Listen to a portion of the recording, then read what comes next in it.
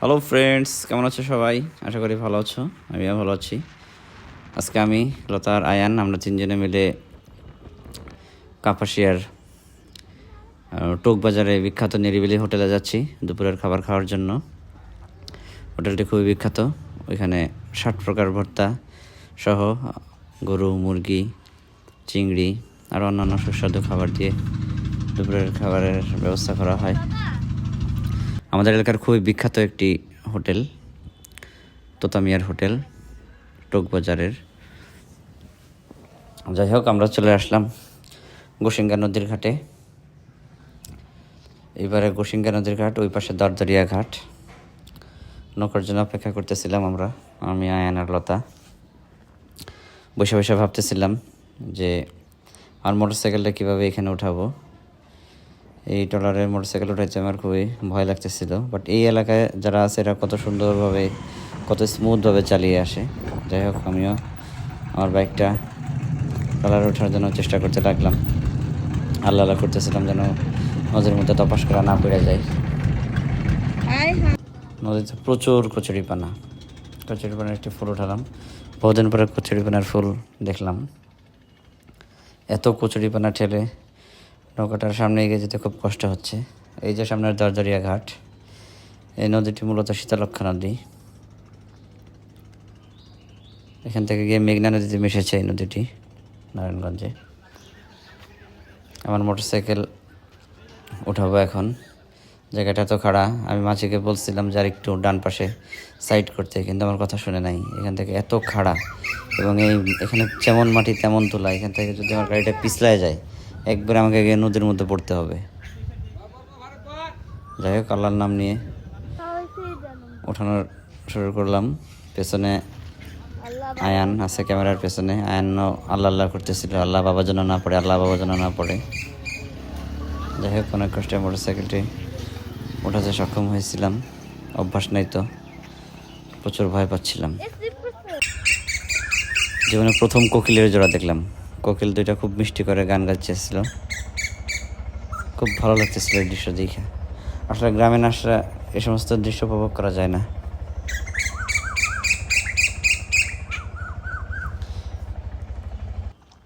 এই যে আমাদের দরদরিয়া ঘাট, খুবই ঐতিহ্যবাহী এবং খুবই প্রাকৃতিক সৌন্দর্য বেষ্টিত একটি ঘাট। খুবই ভালো লাগে ঘাটে আসলে। এই যে একটা বট গাছ, শীতল বাতাস, খুবই ভালো লাগে আসলে এই জায়গাটা।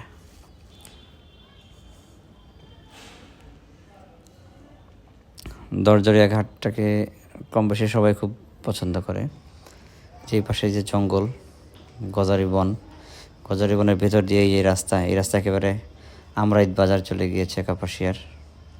ওইখান থেকে এই রাস্তা দিয়ে কিশোরগঞ্জ যাওয়া যায়, নরসিংদী যাওয়া যায়। প্রচুর গরম ছিল, গরমে আমাদের একবারে হাঁসফাঁস অবস্থা। ওই দিন প্রায় 42°C তাপমাত্রা ছিল। আমরা একটু হাত পাও ধুয়ে নিচ্ছি, মুখে পানি দিয়ে নিচ্ছি।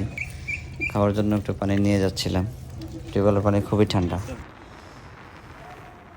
যাই হোক, একটু ফ্রেশ হয়ে আমাদের আবার পথ চলা শুরু। এই রাস্তাতে বাইক চালাতে খুবই ভালো লাগে। রাস্তাটা যেমন সুন্দর, এলাকাটাও খুব সুন্দর। চলে এলাম বিখ্যাত হোটেল নিরিবিলিতে, তোতামিয়ার যে পানের দোকান। এখানে পানের কালেকশন বেশ, অনেক ধরনের পান আছে এখানে। মিষ্টি পান, আগুন পান, আরও কী পান আছে, খুব ভালো। লতা আয়ান খাবারের জন্য অপেক্ষা করছে। এই যে তোতামিয়া, এই হোটেলের মালিক, উনি বসে আছে। মাত্রই গরম গরম খাবারগুলো রান্না করে আনা হয়েছে। এই যে ভর্তাগুলো সাজিয়ে রাখা হয়েছে। আমরা জানি 60 প্রকার ভর্তা, কিন্তু আসলে এখন শুনি নাকি 80 প্রকার ভর্তা করা হয় এখানে। তোমরা সবাই এসে একবার টেস্ট করে যাবে, যারা এখনও আসো নাই। এখানকার খাবার দাবারের মান খুবই ভালো, না খেলে বুঝবা না।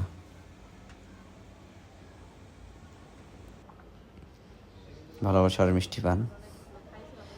আয়ান আর লতা খাওয়ার জন্য অপেক্ষা করতেছে। আমরা খাবার অর্ডার করছি। এই যে তোতামিয়ার বোন, তারা দুজন আমাদেরকে খাবার পরিবেশন করছিল।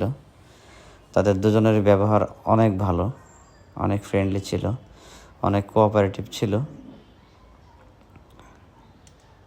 আমরা প্রায় 10 প্রকার ভর্তা অর্ডার করি এবং মুরগি, এবং চাটনিটা অসম্ভব সুন্দর, খুবই মজাদার চাটনিটা। তোমরা আসলে অবশ্যই চাটনিটা টেস্ট করবে এখানকার। এখানে আরও ভালো ভালো আচারও পাওয়া যায়, অনেকে আচার কিনে নিয়ে যায়। আমার বাবার তো চিকেন হলে আর কিছুই লাগে না, খুব মজা করে খাচ্ছে আয়ান।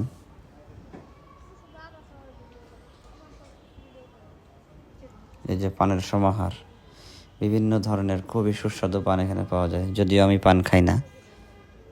তোমরা যারা পানখোর আছো তারা এখানে এসে পান টেস্ট করতে পারো। এখানকার পান নাকি খুবই বিখ্যাত, বিভিন্ন ধরনের মশলা দিয়ে এই পানগুলো তৈরি করা হয়।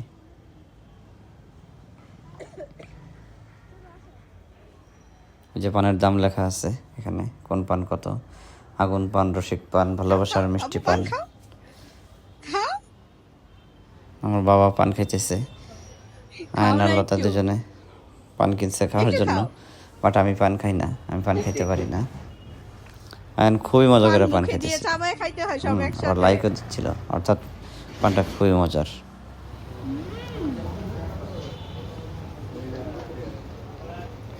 গরমে আমার বাইকের অবস্থা খারাপ, বাইকের ইঞ্জিন গরম, বাইকের মাথা গরম, বাইকের পেট গরম, সব গরম হয়ে গেছে। আমি পানি দিয়ে বাইকটা ঠান্ডা করার চেষ্টা করতেছি।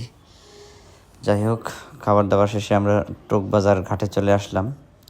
বর্ষায় এখান থেকে বর্মি বাজার, টোকবাজার থেকে বর্মি বাজার সহ বিভিন্ন ধরনের গন্তব্যে নৌকা যায়, কিন্তু এখন পানি কম। এই জায়গাটাতে এই বাজারের ময়লা ফেলে জায়গার পরিবেশ একবারে নষ্ট করে ফেলছে এরা। এত সুন্দর একটা জায়গায়, এখানে 3 নদীর মোহনার 2টা মোহনা এখানে।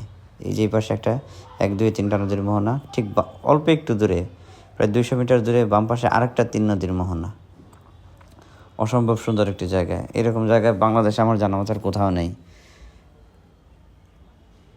ঠিক অল্প দূরত্বে যেমন 3 রাস্তার মোড়, এরকম 3 রাস্তার মোড়ের মতন 2টা মোড় এখানে নদীর মোহনা। বিকালবেলা এখানে বসে চা খাইতে খুবই মজা লাগে।